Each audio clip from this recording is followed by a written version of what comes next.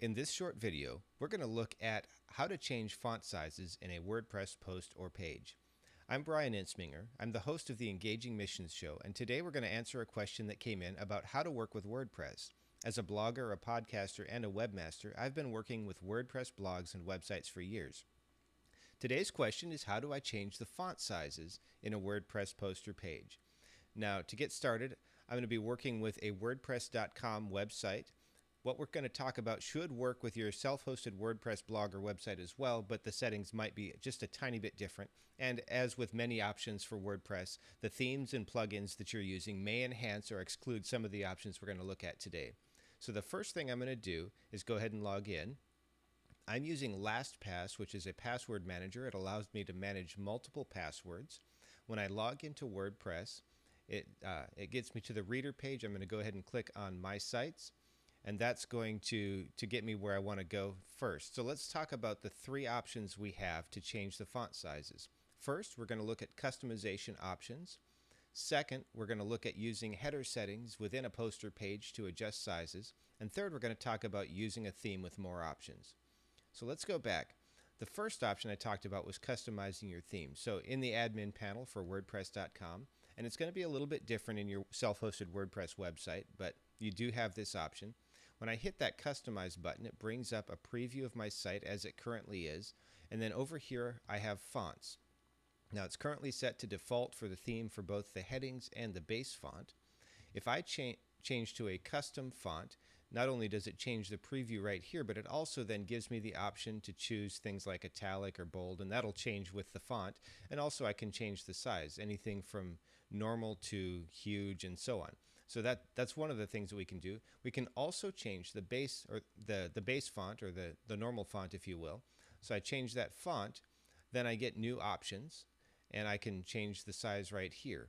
Now, obviously, this isn't something that, well, it may not be obvious to you. This isn't the way I'd want to publish it, but this is something that we can do, and you can play with those until they're the way that you like them. When you do, hit Save and Publish, and then that will update your site, and the next time you visit it, it'll look like this. The second option we have is within a post or page, we can customize that. Now, on WordPress.com, editing your post within this admin thing looks a little bit different, so I'm going to go ahead and point that out. But if I hit this one post that I have and hit Edit, I have some options right here. So the post comes up, and right here where it says Paragraph, we can change the formatting of different portions of this, which will then change the size simply by selecting it and changing it to a different heading font. Now please note that this does turn it into a header, but it also changes the size. So if there's something that you're specifically wanting to call out to make it bigger and it is a header, then that's one of the ways that you can do it. Now, as I mentioned, it does look just a tiny bit different in this admin panel versus editing from the backside of the WordPress installation. So I'm going to go ahead and bring that up. This is the WordPress admin for that particular site, not just the overall thing. If I click on Posts and then hit Edit that particular site, you'll see that it comes up right here, and I have this really limited toolbar right here. If I click this toggle, then it brings up some of the options we saw before, like changing from paragraph to from normal or paragraph to heading fonts and so on and so forth. So again, if I want to change the size of just this one line, I can change that by changing the font. When I hit Preview, it'll bring that up, and you'll notice now that part is bigger. It's turned it into a header, and it's applied the settings that we have applied before. So that's another way that you can do it. I'm not going to save this because I don't want to make that adjustment. But those are two of the ways that we can do it. First, by customizing the options, and second, by using header settings within a post or page to adjust the sizes. The third one is to use a theme with more options.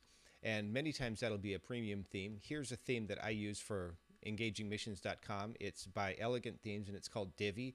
I like it. I think it's very powerful, but you can't use it on WordPress.com. It only works on your self-hosted site, but it gives me much more control, and I'm not going to go through how to control it, but it gives me much more control over the sizing of different headers and different elements, and I can get very specific in designing a specific page for a specific purpose. So if you're interested in that kind of thing, it might be worth checking out a premium theme. And those are the three options that we have. We'll review them. We can customize the options. We can use header settings to adjust sizes within a post or page, or we can use a theme with more options. Now, if you found this valuable, I would appreciate it if you'd click the like button and also subscribe to the channel. If you have any WordPress questions, send them to feedback@engagingmissions.com. And if you want to check out what's going on with the Engaging Missions show, visit engagingmissions.com.